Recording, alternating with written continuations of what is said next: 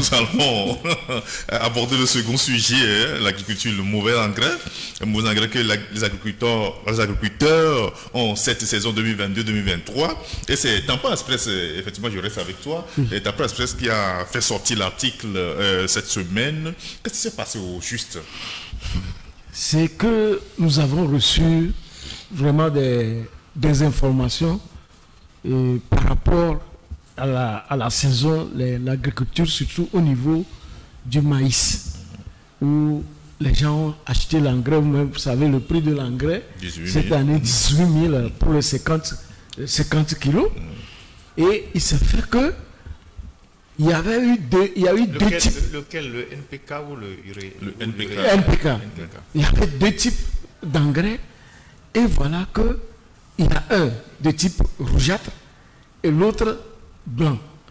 Donc, c'est l'engrais rougeâtre là que les gens ont naturellement mis. Ce n'est pas des petits cultivateurs, hein, c'est des gens qui font beaucoup d'hectares. D'accord? Ils ont mis l'engrais presque 15 jours après la semis et ils constatent que les pieds de maïs ont jauni totalement. Je suis allé moi-même sur le terrain à le voir. Et c'est quoi l'origine de l'engrais? C'est Ukraine, Russie? Non, normalement, notre engrais, souvent, ça vient du Maroc.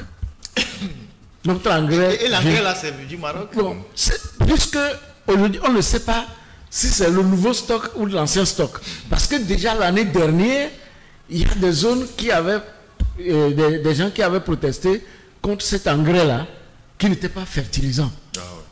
Est-ce que vous voyez? C'est de l'engrais freulaté. Freulaté, qu'on a vendu aux paysans. Et au lieu de détruire l'engrais, puisque c'est l'État qui a acheté.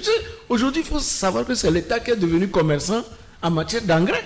On a poussé les gens à avoir des agréments de vente, d'importation d'engrais. Parce que pour avoir un agrément, il y a des circuits, des dossiers à fournir, il y a des cautions bancaires qu'il faut faire. Donc, quand on parle de caution bancaire, vous allez verser de l'argent à la banque. Les gens ont tous ces papiers qui sont agréés à commercialiser de l'engrais. Mais depuis l'année dernière, c'est le ministère de l'Agriculture même qui se charge de la commande et de la livraison de l'engrais sur le terrain. Et pire, l'année dernière, les gens sont même, c'est-à-dire qu'au départ, le gouvernement a dit, ok, le ministère dit, venez verser l'argent sur mon compte selon le tonnage que vous voulez. Donc les gens sont partis verser pour qu'eux-mêmes ils puissent se livrer. C'est ce qui s'était passé l'année dernière.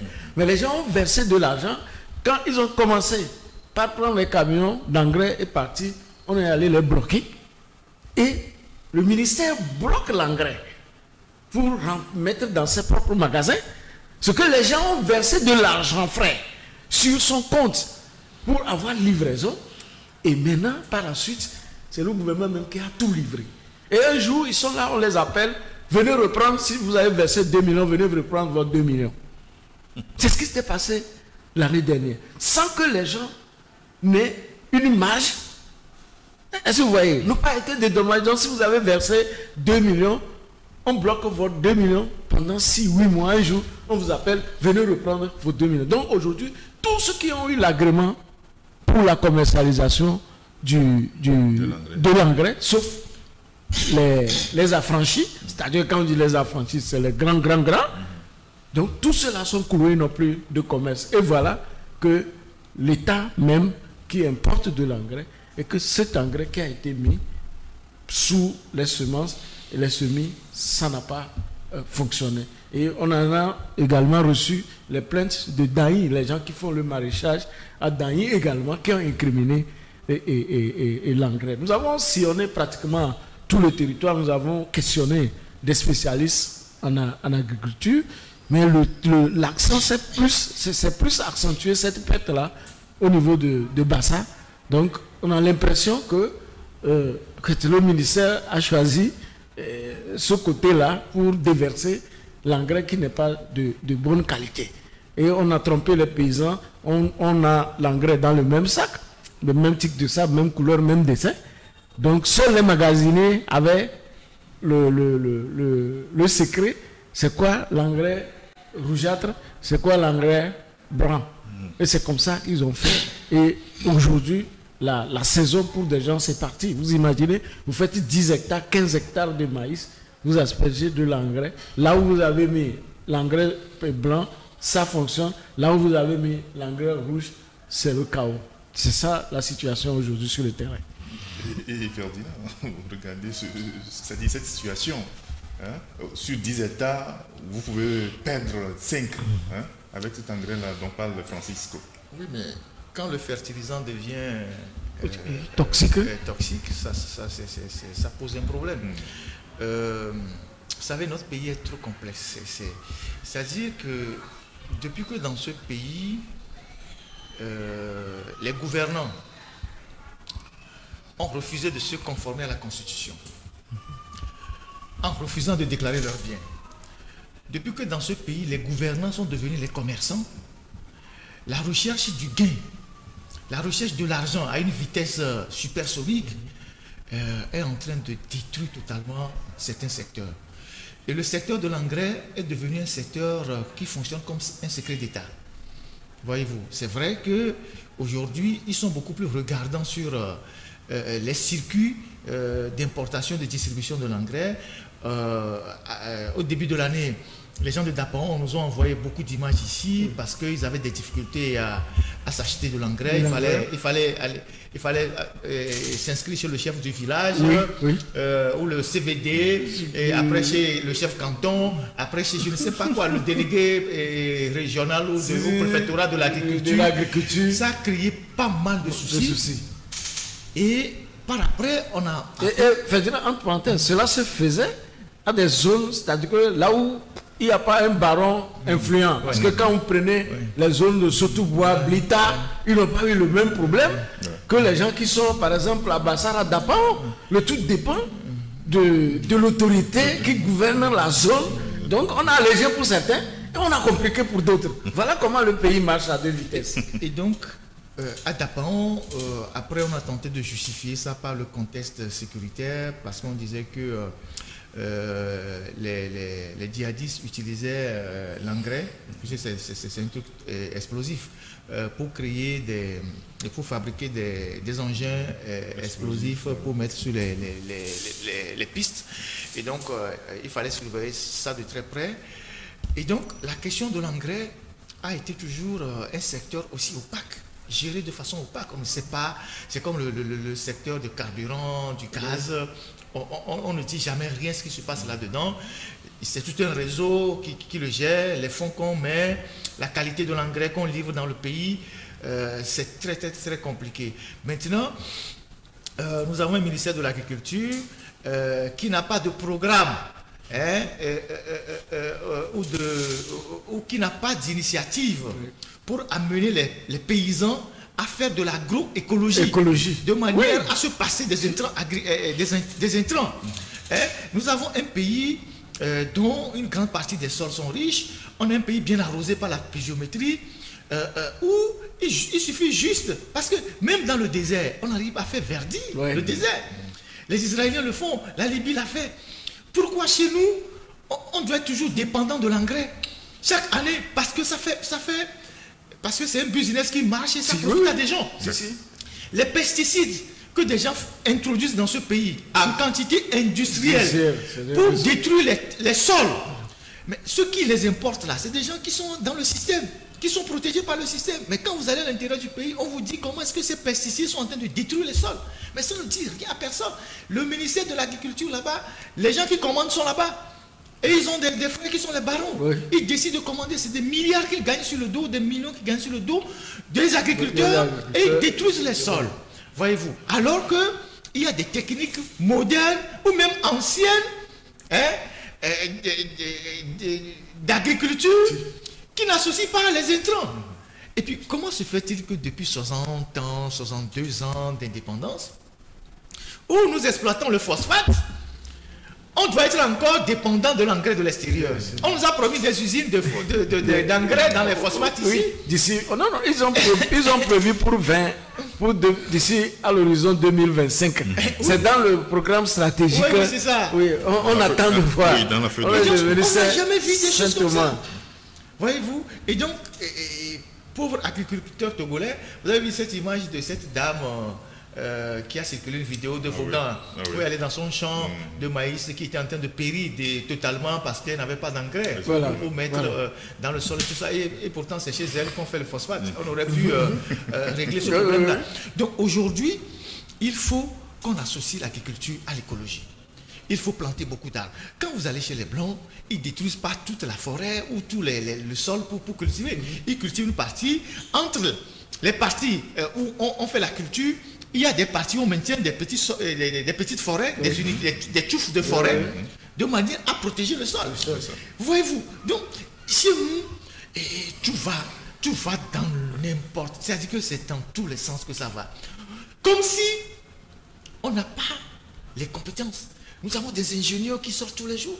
Nous avons des gens qu'on forme tous les jours, qui vont se faire former à l'extérieur. Ces ingénieurs-là, comment on les utilise? Comment on capitalise leurs compétences? Est-ce qu'on ne les utilise pas? Parce que quand le ministre arrive, comme les ministres chez nous, ils sont des Deus ex machina. Dès qu'il est là, il connaît tout. Il a la science infuse. Il s'entoure de ses amis, ses frères. Il dit, bon, vous là, on ne veut pas de vous. Vous, on ne veut plus de vous. Parce que l'administration togolaise est devenue un frein pour le développement du pays. Vous savez comment ça se passe? C'est un cancer. Dès qu'un ministre arrive, ou bien même un DG arrive au niveau d'un département ou d'une structure, vous avez aujourd'hui beaucoup de cadres de l'administration togolaise qui sont à la maison mais qui sont payés par l'État, qui ne font rien. Parce que le ministre a décidé, tel secrétaire général, je ne veux plus de lui, parce que peut-être qu'il ne veut pas me valider certains documents, ou bien il fait ci, tel décès, je l'enlève, tel chef de projet, je l'enlève, et ces gens-là, on les retourne au ministère de la fonction publique. Pendant ce temps, ils n'ont plus de bureau, ils sont à la maison. Le ministère ne fait pas diligence pour les réaffecter rapidement. Et donc, ils sont payés en étant à la maison. À la maison. Il y a plein dans tous les départements de l'administration. Et parfois, l'autre présenteur qu'on utilise, c'est la politique. On dit oui, il n'est pas de la maison. De la maison. Et le décès là, non, on ne le sent pas dans la maison. Le SIG de ce ministère, on ne le sent pas dans la maison. Évidemment, la maison bleue, quoi. Et donc, qu'est-ce qu'on fait? On prend, le ministre fait tout, il prend un arrêté. Si le président ne réagit pas rapidement, il le met de côté. Et donc, le bonhomme, malgré ses compétences, il n'a plus de bureau, il est à la maison, il tourne les pouces à la maison, à la fin du mois, son salaire est garanti. Vous avez au moins 15% de l'administration togolaise qui regorge de ces individus, qui sont là, qui ne travaillent pas, mais qui sont payés par l'État. Juste pour des humeurs de leur patron. Un DG qui prend la tête d'une société d'État, il en renvoie certaines personnes. Il renvoie un DAF, il renvoie un chauffeur, il renvoie tel, il dit je ne veux pas de toi. Le gars à la maison, quand tu lui poses la question, il dit ah moi je ne vais plus au boulot. Mais tu es toujours fonctionnaire, il dit oui. Et il prend l'argent. Et vous voulez que cette administration soit productive? C'est pas possible. Non, même le week-end surpassé, quand j'étais à Bassa, j'ai revu un frère qui en a été victime. Il venait le premier, il a demandé une messe d'action de grâce parce qu'il va à la retraite, mais il a passé pratiquement 10 ans à ne pas travailler. Et il a été payé. Mais il était payé. Il est dans la nature. Si vous voyez tout ce qu'il a fait, les pieds et les mains, pour trouver un bureau, même des décisions sur l'instruction du chef de l'État n'ont jamais été mises à exécution. Parce qu'il a créé un parti politique et on trouve qu'il est plus digne de la fonction publique.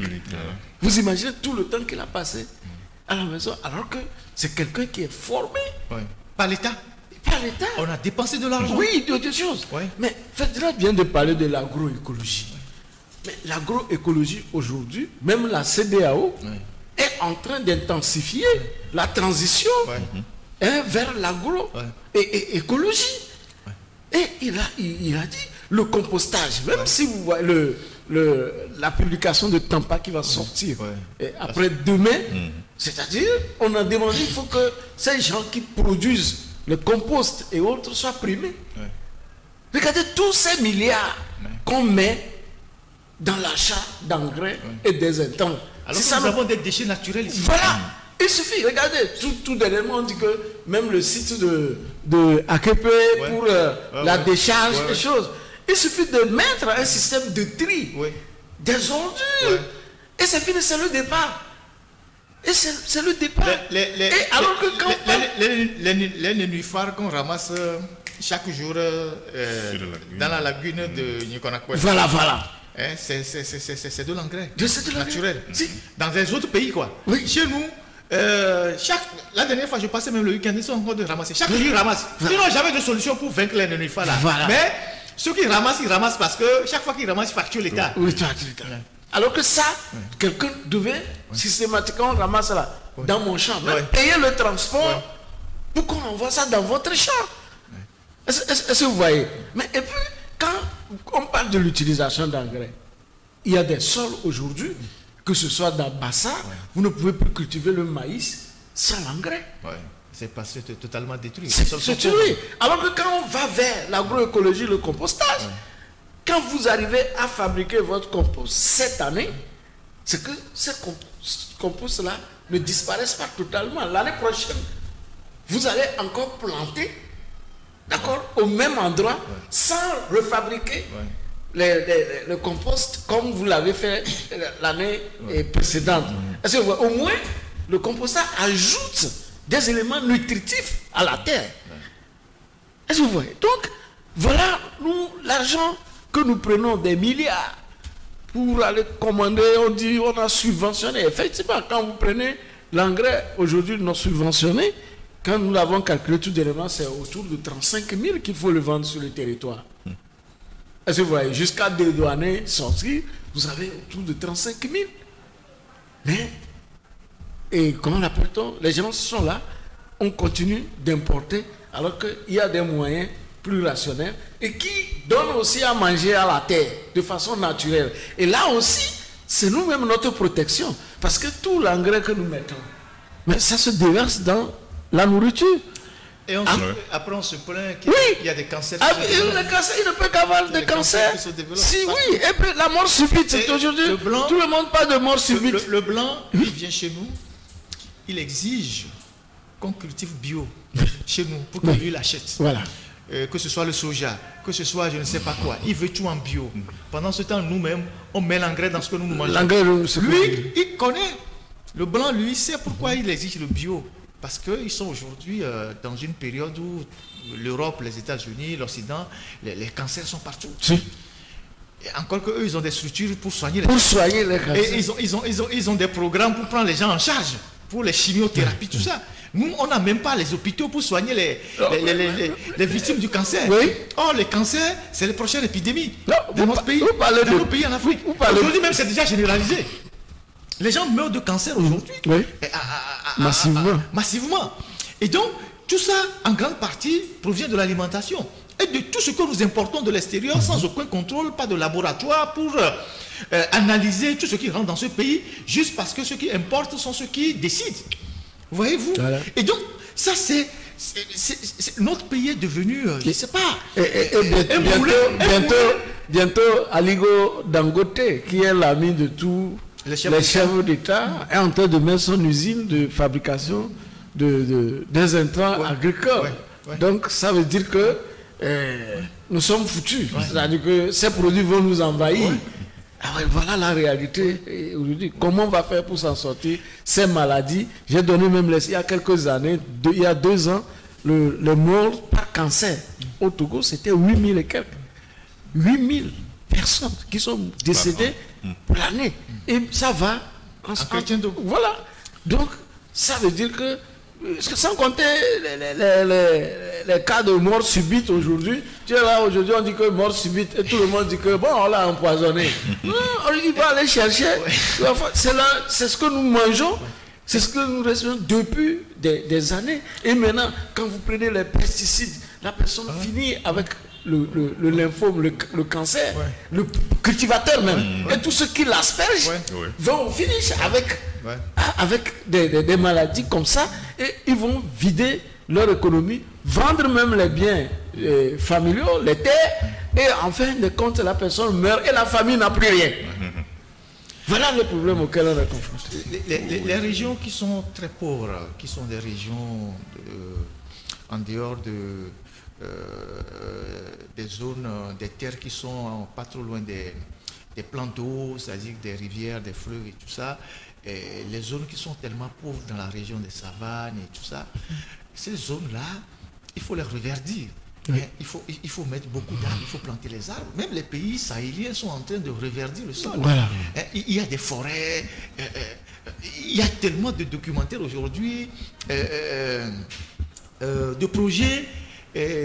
projets exemples qui circulent, que vous allez voir comment même des individus ont essayé de redonner de la verdure dans les zones qui sont en train de cultiver, qui étaient désertiques. Non, ces zones-là, il faut de la vision. On a des ministères où les gens ne font rien, il faut reverdir toutes ces zones-là et donc redonner de la nourriture au sol pour commencer par planter. Maintenant, les zones où les sols sont connus pour être des sols riches, comme la région des plateaux. Ouais.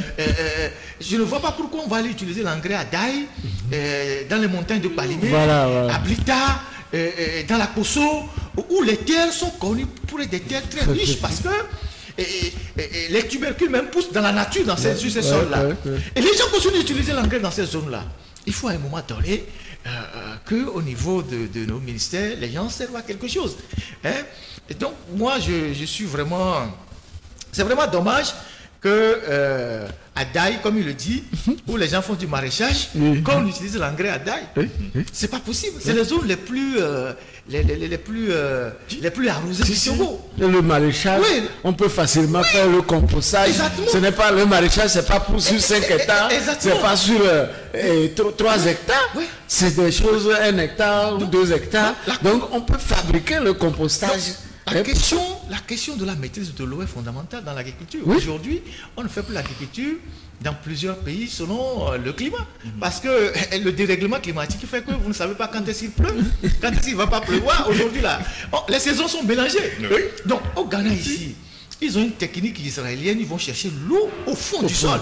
Donc, en saison même sèche, en allant à Accra, vous voyez que les tomates on est en train de produire des champs de tomates sur de grands espaces. Mais ils vont chercher. Ce n'est pas un forage ordinaire que les gens font. Là, que j'aime à faire ma belouvé, on amène quelqu'un pour lui faire un forage de 50 mètres. Non, ils vont chercher l'eau au fond du sol et après ils ont un système comment on appelle ça, d'irrigation, d'arrosage. Et ils cultivent à toute saison. Donc, ils ont la tomate, ils ont les oignons. C'est l'autre technique, c'est une autre technique différente de celle des Sahéliens. Les Sahéliens, eux, ils font des grands barrages, comme par exemple Sankara l'a fait avec les Taïwanais. Ils ont fait partout de grands barrages qui servent à cultiver en contre-saison. Mais du côté du Ghana, on va chercher l'eau dans le sol. Donc aujourd'hui, quand la saison pluvieuse finit, les paysans sont à la maison. Au Togo. Ils sont à la maison. Ils sont à la maison.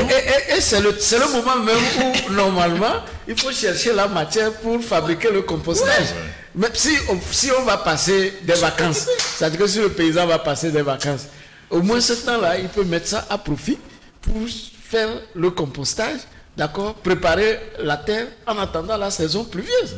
Et c'est ça, il y a quelques années, chez nous en Pays Bassa, on sortait les grands charlatans pour consulter. Donc c'est eux qui bloquent la pluie et ils doivent rester à la préfecture jusqu'à ce qu'il ne pleuve avant de les libérer.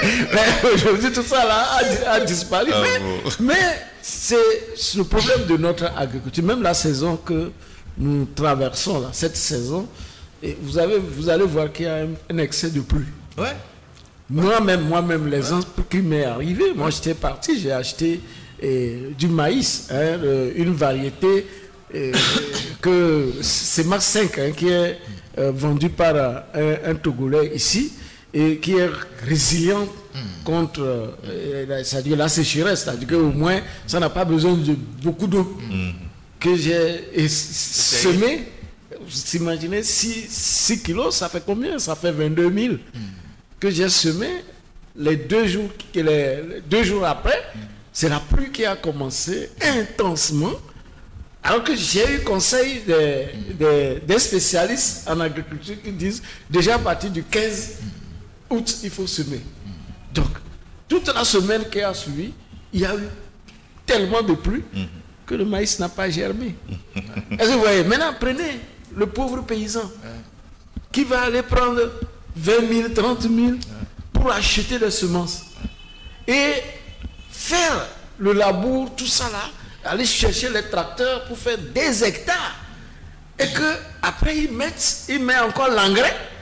Et que l'engrais soit défaillant. L'engrais, parce que si avec 8 hectares, vous avez l'engrais dans l'ordre de 500 000. Oui, pour faire 8 à 10 hectares de maïs, vous avez l'engrais dans l'ordre j'ai dit 500 000 même, c'est peu. Parce qu'il faut 3 sacs, je crois, choses. Donc, quand vous allez perdre autant, le paysan va perdre ça. Et maintenant, la pluie qui fait aujourd'hui, je vous l'ai dit, les gens n'ont pas bien séché le maïs de l'autre saison. Quand le maïs n'est pas bien séché, c'est que ça va ça va germer et ça risque de pourrir. Et maintenant que nous sommes là, il pleut tous les jours sur toutes les grandes du territoire. Alors c'est en ce moment que l'haricot, même, comment vous l'appelez, le soja, doit pousser les fleurs. Donc quand il y a trop de pluie, ça veut dire qu'il n'y aura pas suffisamment de céréales. Et je ne sais pas si vous voyez. Donc voilà les problèmes auxquels nous sommes confrontés. On parle de pluie, maintenant la pluie domine, c'est des problèmes. Alors que, comme on l'a dit, on peut rattraper à la saison sèche si nous avons, puis même, disons, recueillir ces eaux-là, ces eaux de ruissellement. Ailleurs, dans des pays, on creuse, on met des dispositifs pour piéger l'eau et recueillir l'eau, pour faire, comme vous l'avez dit, pour faire l'agriculture en temps de saison sèche. Vous allez voir la saison sèche également, qui va reprendre avec les chasseurs d'agoutis et de rats, et qui vont mettre le feu dans les champs. Alors que je dis que, Ferdinand l'a dit, les Ghanéens vont chercher l'eau en profondeur. Nous aussi, on peut essayer. Nous avons même la chance, je vous dis que le ministre de l'agriculture, en principe, devait être un meilleur ministre de l'agriculture. Parce qu'il est passé par où? Il est passé par la TDE. D'accord? Il est passé par la TDE, il a travaillé dans le privé, il est passé par la TDE comme DG, il est allé au ministère de l'hydraulique. Donc il connaît les besoins du pays en termes d'eau, et il devient ministre de l'agriculture. Je serais à sa place.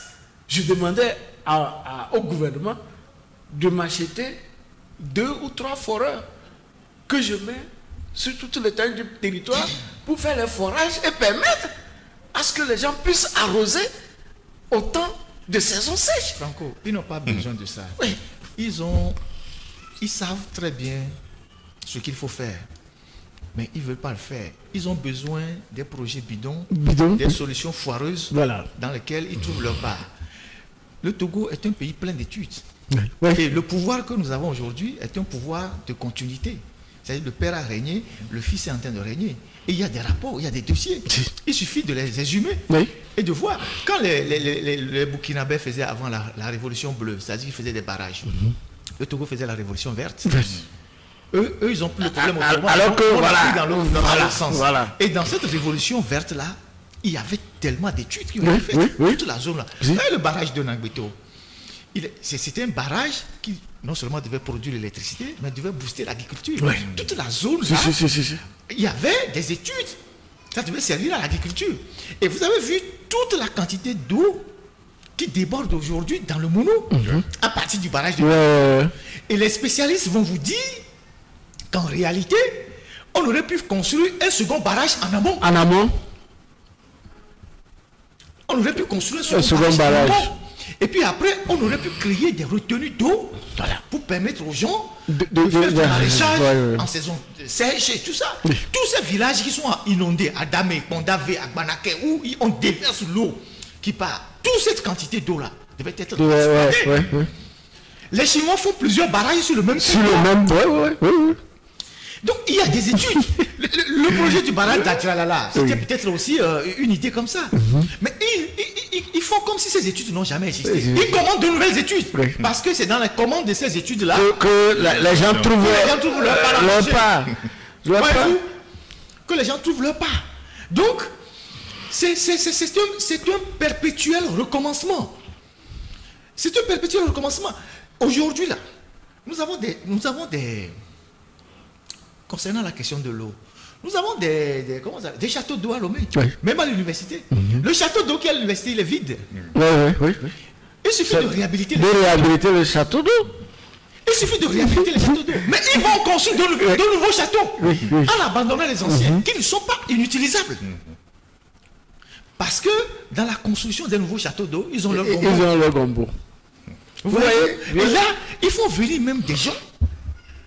Alors que nous avons l'eau, tous les spécialistes vont vous dire que le sous-sol de Lomé, du Togo, c'est-à-dire que la région maritime au Togo, là, il y a de l'eau partout, à part cette bande qu'on appelle bisosec par les spécialistes et les hydrogéologues, qui traversent le Ghana, une partie du Ghana, qui passe par Mouepé, qui passe par Tchévier, et qui passe par Arépé, et qui va au Bénin.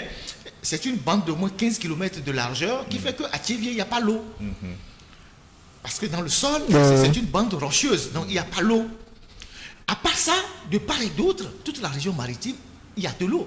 Lomé n'est pas comme Accra. Accra est sur une bande rocheuse, il n'y a pas de l'eau. Donc il suffit de faire des forages en profondeur pour sortir de l'eau. J'ai dit dans une émission ici, et ça c'est... J'ai eu toutes ces informations chez un spécialiste. Sur toute la côte là, tous ceux qui font les forages, qui font des forages de 50 mètres et tout ça, ils boivent de l'eau contaminée. Et les femmes se retrouvent contaminées dans leurs intimités parce qu'elles utilisent cette eau-là pour faire les toilettes. De toute la côte là jusqu'à Néon. Et les hommes pensent que leurs femmes sont infidèles. Parce que c'est de l'eau pleine de microbes. Alors que l'État aurait pu régler le problème en faisant des forages en profondeur et en donnant de l'eau aux populations. Donc voilà la situation que nous avons dans notre pays. Donc on a quitté l'agriculture, on est arrivé à la question de l'eau, on est parti de l'engrais. Donc ce pays, tout est opaque. Et on invente des projets juste parce que des gens veulent manger. Et c'est facile de le voir avec beaucoup de milliards en si peu de temps. Non, mais présentement c'est ça. Nous sommes en fin d'année. La dernière fois, j'ai été interrogé par quelqu'un de l'extérieur qui dit, mais qu'est-ce qui arrive, puisqu'il est dans une compagnie d'aviation à l'extérieur, que les fonctionnaires togolais ne font que voyager. La fin d'année est arrivée, ils vont vider les budgets. Les budgets sont sur des projets. Les gens vont les gens vont seulement en voyage. C'est aussi le fait, aussi le fait de collectif budgétaire. Et puis, les mesures que le chef de l'État fait la dernière fois, c'est l'argent de détournement. Ils sont en classe affaires. Oui. Ils sont en classe affaires. Il faut que voyager. Tant vous les voyez les week-ends avec des voitures sur des projets. C'est quand on dit qu'il faut serrer la ceinture et que l'État n'est pas capable de réduire un certain nombre de gaspillage. Aujourd'hui, dans la fonction publique au Togo, tout le monde est à la recherche de projets. Surtout dans les ministères où il y a les projets. Tout le monde est à la recherche de projets. Personne ne pense au développement. Vous êtes sur un projet, vous avez votre salaire garanti. Et vous avez là-bas le salaire du projet. Et vous avez des missions. Des choses. Pour faire un bilan, on se transporte pour aller rester à Palimé. Pour faire atelier de restitution, de je ne sais quoi, de renforcement des capacités. Tout ça là, c'est pour bousiller l'argent. Même la dernière fois, le séminaire du gouvernement a parlé. Quand vous avez les à côté, vous voyez les surfacturations qui sont faites de gauche à droite, puisque c'est l'argent direct de la présidente de la République qui l'organise. Est-ce que vous voyez? Donc aujourd'hui, notre argent, ça dit que si on ne lutte pas efficacement contre la corruption, il n'y a aucun décollage possible. C'est la corruption. Elle est devenue un cancer qui gangrène tous les secteurs de l'administration. Voilà. Et les gens sont à fond. J'avais parlé même de l'engrais ici, où dans les magasins, les gestionnaires de magasins, ils volaient l'engrais pour vendre. Ce qu'on refuse de vendre aux paysans, ils vendent aux gens qui amènent ça au Ghana. Au Bénin aussi. Oui, quand on a arrêté, qu'est-ce qu'ils ont fait? Quand on les a soupçonnés, on a juste muter les gens. C'est-à-dire qu'on l'enlève de cette région pour l'envoyer à l'autre. Voilà le parti. Vraiment, c'est terrible. On comprend aujourd'hui pourquoi ces nombreux programmes, les PPAO, NIASA, PASA, tout ça, n'ont rien donné à l'agriculture. Ça ne peut rien donner.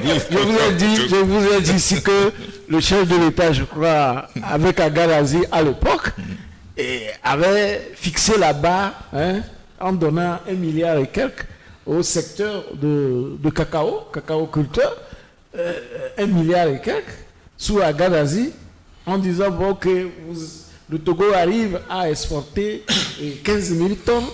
Donc moi je fixe la barre à 30 000 tonnes. Aujourd'hui, à peine, on arrive à faire 5 000 tonnes. La dernière fois, j'ai suivi un congrès du secteur à Kwalimé où ils disent que ça fait 8 000 et quelques tonnes. Bon, ça le regarde, mais c'est compliqué. Vraiment compliqué. Et les gens qui ont géré, ils sont là, on les regarde. Ah oui, personne ne dit rien. Ils vont prendre même les prix à choses... comment vous l'appelez, au Rwanda, ils ont gagné tel prix. Et vous voyez, une semaine avant, une presse, sinon certaines presses, ont affiché des chiffres mirobolants du secteur céréalier, de l'agriculture en général. Et le lendemain, les gens s'en vont chercher les prix au Rwanda. C'est la propagande qui continue. Félicitations pour les chiffres. Merci, messieurs. Mais nous allons observer une pause et puis nous revenons pour la dernière partie.